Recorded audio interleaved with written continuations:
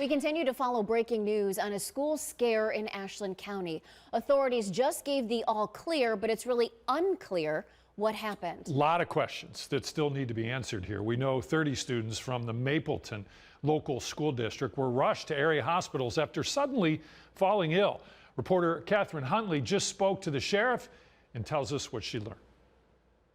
We just spoke to the sheriff, who said altogether around 30 kids were sent to 7 different hospitals during the school day today around about 10:20 a.m. after all falling ill. Now, he said the symptoms were similar to carbon monoxide poisoning symptoms, but he was not able to say if that was the case or rule anything out.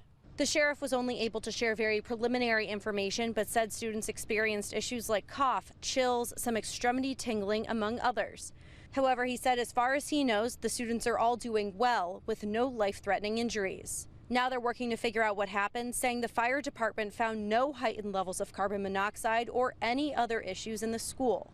They've obviously were transported out here in a very expeditious manner. We wanted them to get medical treatment, so we're still trying to figure out who was hanging around who, what classes they were in, how proximity of close that they were all at the time of this all happened.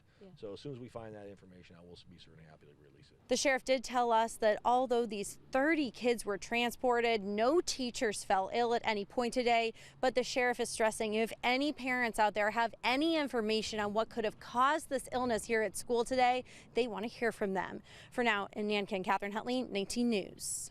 Now you're